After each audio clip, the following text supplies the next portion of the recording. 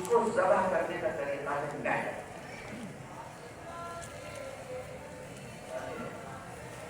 سب سے بڑی عطا کا تذکرہ تھا تو اس عام حیات انسانی میں جو سب سے بڑی قربانی ہو سکتی تھی اس کی طرف اشارہ ہوا کہ آپ اللہ کی راہ میں نہر کریں. نہر سے ذہن جاتا ہے ایک بڑی قربانی یا ممکن عالم ممکن کی سب سے بڑی قربانی کی طرح نہر. لیکن اللہ والے ہی جانتے ہیں اور جو قرآن کو پڑھتے ہیں وہی جانتے ہیں. وہ جن کے لیے اللہ نے کہا ہے یتلونہ حق تلاوت ہے. کچھ ہستیاں وہ ہیں جو قرآن کی تلاوت ایسی کرتی ہیں کہ تلاوت کا حق ادا کر دیتی ہیں. وہ جو تلاوت کا حق ادا کر دیتی ہیں وہ جانتی ہیں کہ سب سے بڑی قربانی کیا ہو سکتی ہے.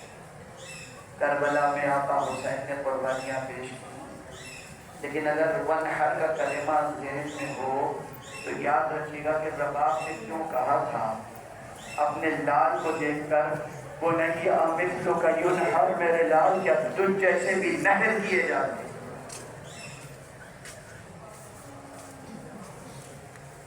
وہ نہیں مثلو کا ینحر، میرے لال کیا تجھ جیسے بھی نہر کیے جاتے ہیں. آپ شبیہ کہوا رہے ہیں حضرت اسد نکال چکے ہیں، لیکن تمام شبیہیں آج بھی نکالیں گے. آپ اعلان سن چکے ہیں.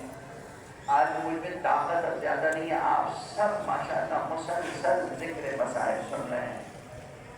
تبرکاً چند قطرے عرض کروں گا، لیکن جس عظیم قربانی کے تعلق سے میں عرض کرنا چاہتا ہوں اس کے لیے بڑا جگر چاہیے، بڑا کلیجہ چاہیے، بڑی قوت چاہیے. بس جہاں تک میری قوت ساتھ دے سکے گی میں چند جملے عرض کر سکوں. آقا حسین اپنے تمام اصحاب کو اللہ کی راہ میں پیش کر چکے، اور سے لے کے حبیب تک، زہیر سے لے کے بریر تک. اس کے بعد اہل حرم بنو ہاشم کا سلسلہ شروع ہوا. آقا حسین اکبر سے لے کے اصغر تک قربانیاں پیش کرتے، یہاں تک کہ عباس کی قربانی پیش کرتے. کل آپ نے حضرت عباس کی نعش مبارک کی شبیہ اٹھائی. کل آپ نے حضرت عباس کے لیے خصوصی طور پہ لوح و ماتم کیا. آج خصوصی طور پر فرزند زہرا کے لیے ماتم کرنا.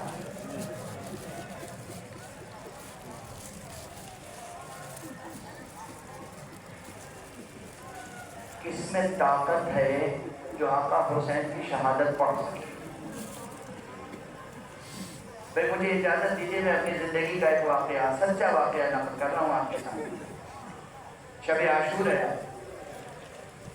سچا واقعہ عرض کر رہا ہوں.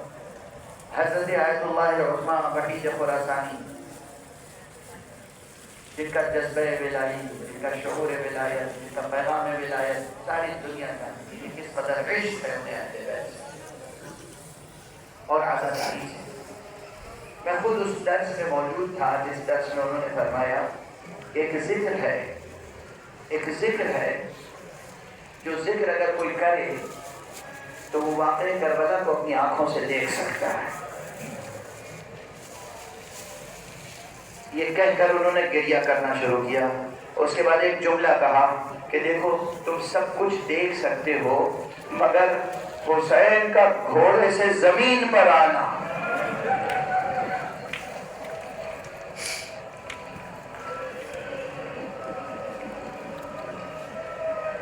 تم سے دیکھا نہ جائے گا.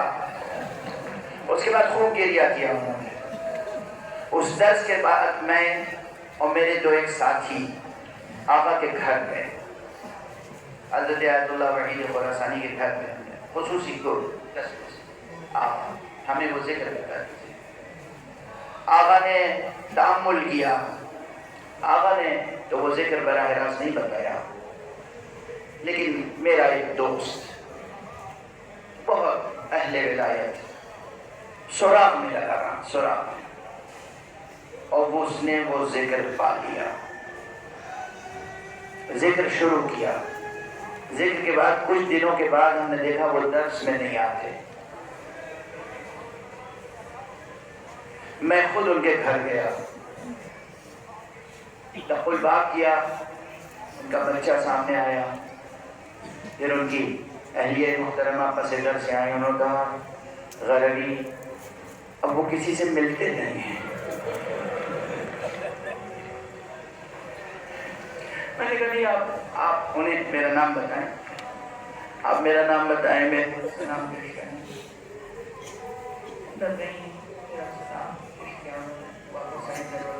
آئیے تشریف آئیے۔ میں گیا تو دیکھا کہ عجب حال ہے، سر کے بال بکھرے ہوئے ہیں، گریبان کھلا ہوا ہے، آنکھیں سوجی ہوئی ہیں، سرخ آنکھیں۔ میں نے کہا خیر تو ہے، تمہیں تو معلوم ہے؟ میں نے کہا معلوم ہے، آپ ذکر کر رہے تھے۔ دیر تک خاموش ساکت و جامد بیٹھے رہے، میں انہیں دیکھتا رہا، وہ مجھے دیکھتے رہے۔ اس کے بعد ایک دم سے لپٹا کے کہا دیکھو آقا نے کہا تھا وہ منظر کہ جب سید الشہداء زمین پہ آتے دیکھا نہ جائے گا، ارے خدا کی قسم تم سے تو عباس کا خیمے سے نکلنا بھی دیکھا نہ جائے۔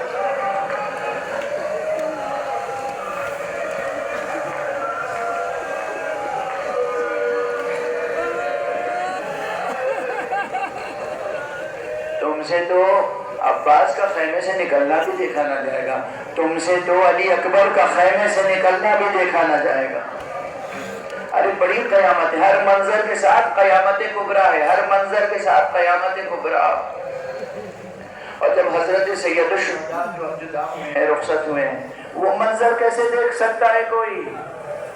چونکہ کتابوں میں لکھا ہے، ہمارے ایک بزرگ حضرت علامہ محدث افغانی انہوں نے لکھا، خود بھی مجھ سے بیان کیا، کتاب میں بھی لکھ دیا ہے انہوں نے فرمایا کہ روز عاشوراء جب آقا امام حسین نکل رہے تھے سب کو سلام کیا، یا زینب، یا ام کلثوم، یا سکینہ، یا رقیہ، یا حفظہ، علیکم من السلام، بیویوں تم پر میرا آخری سلام۔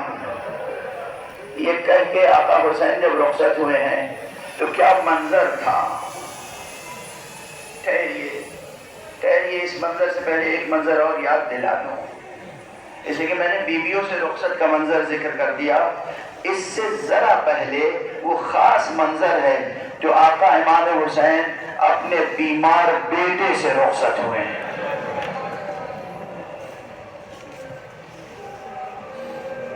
جب اصغر کو بھی دفن کر چکے تو ایک مرتبہ خیمے میں آئے اور جناب زینب کے ساتھ سید سجاد کی بالین پر آئے، سید سجاد کے سرہانے تشریف لائے، بیٹھ گئے، جناب زینب نے شانہ ہلایا، بیٹا بیدار ہو، دیکھو کون آیا ہے۔ سر سے پیر تک آقا لہو لوہان تھے،